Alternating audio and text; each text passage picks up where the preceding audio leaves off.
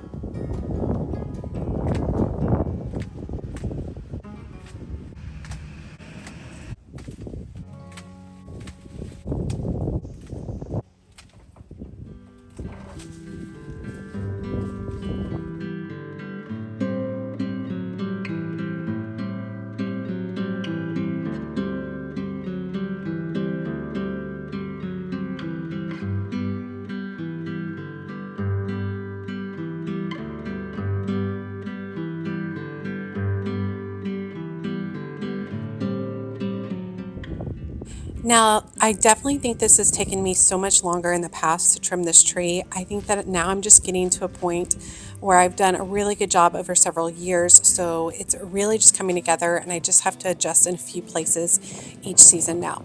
Now, I'm trimming all the leaves off of the long, straight branches because I will reutilize these branches for trellis. So I'm just kind of back stripping all of them and making a pile.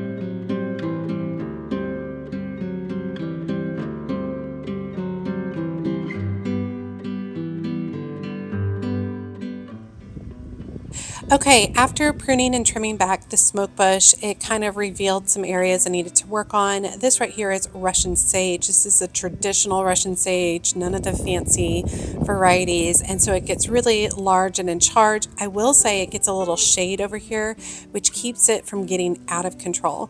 But I always do multiple trim backs on it throughout the season. So I'm just cutting it back by half, and it will reproduce tons of new blooms before the fall.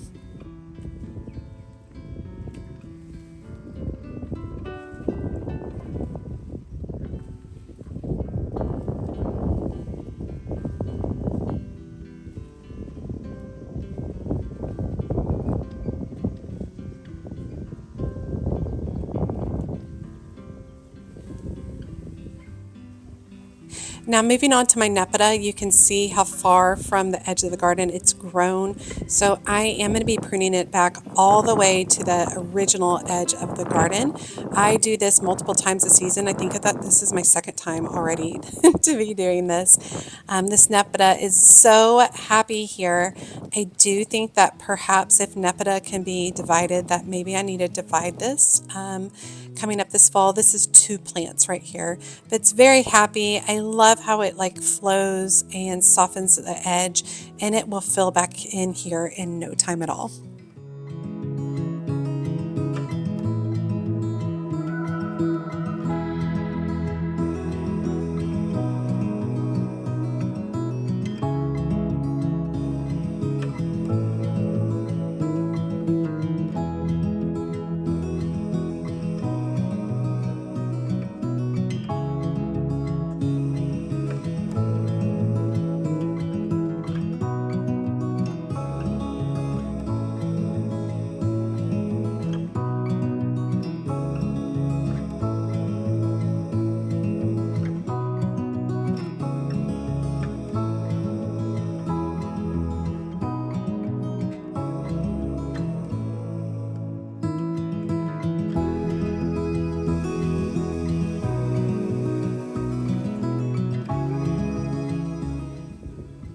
And seeing how I was already on the ground, because it's just too hard to get up, I just decided to continue along this border. And so I'm just kind of working to remove any kind of Bermuda grass that I have growing up. This whole garden was originally all grass. There was nothing here when we moved here.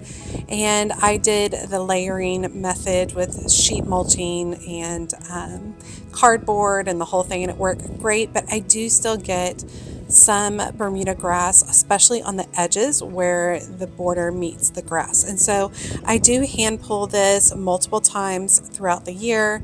It doesn't really bother me, truthfully. It's very therapeutic and I just really enjoy it.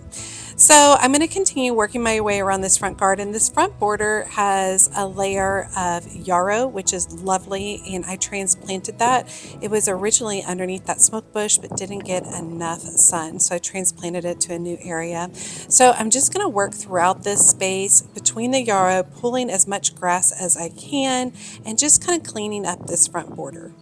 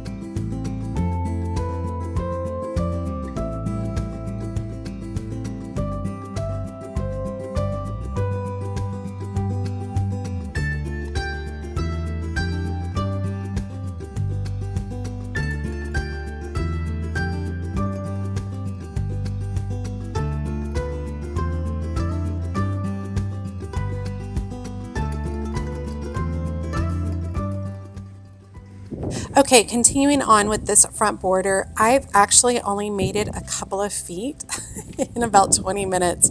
There's a lot of grass to clean up, and it's really hard to separate the yarrow and the grass. So I'm also cutting back all of my yarrow blooms. They've already had a flush, and if you allow yarrow to keep its old blooms for too long, it will go dormant.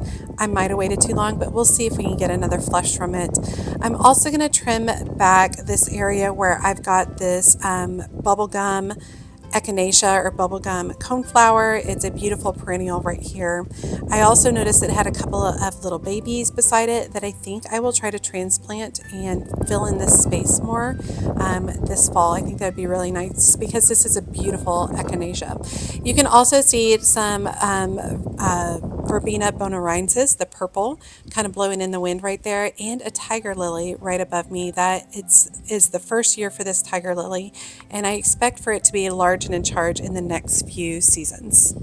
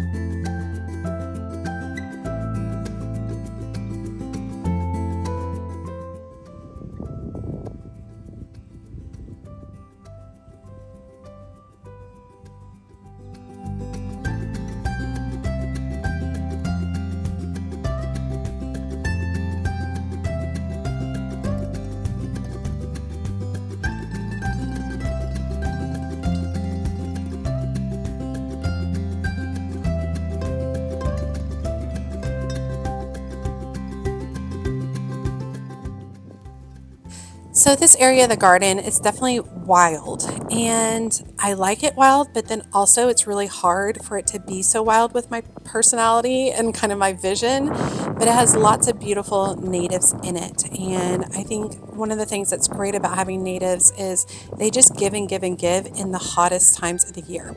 Now, I am hand pruning my Windwalker Red Salvia. I'm giving it a little bit of prune back, and you can see me pulling out branches. And this guy is a mammoth perennial. It is absolutely beautiful. It weaves itself between all the other plants, which is just absolutely amazing. I love it. I hack it back multiple times a season, and it just keeps giving.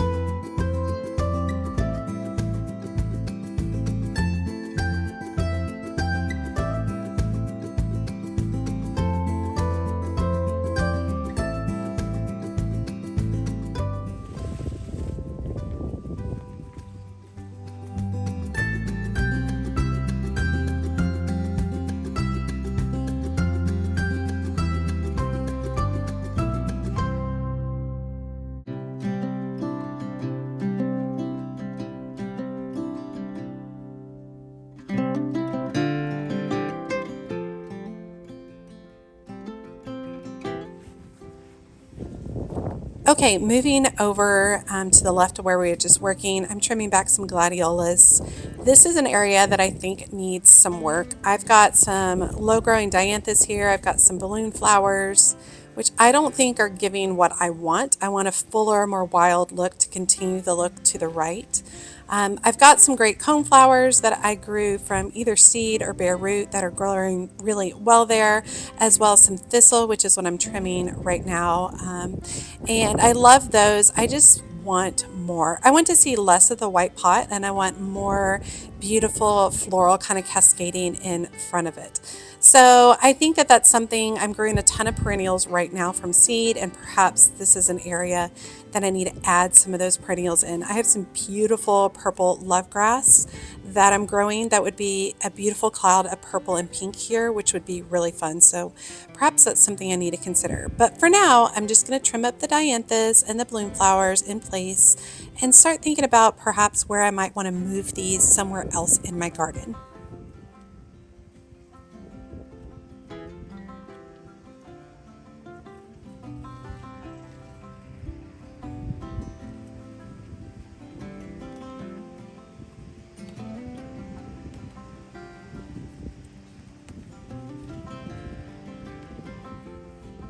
Okay, this is a Princess Charlene de Monaco rose that is already giving me two flushes. It gave me a spring flush kind of earlier this season.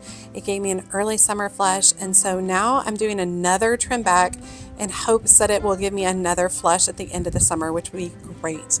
I think it's very happy in this container. I think that I can allow it to grow larger. This is its second season, so I'm guessing next season it's going to be a lot bigger. I think it might be getting close to time to perhaps put in a taller trellis to fill this space a little bit better. But I want to see how it does that third season prior to putting in a new trellis.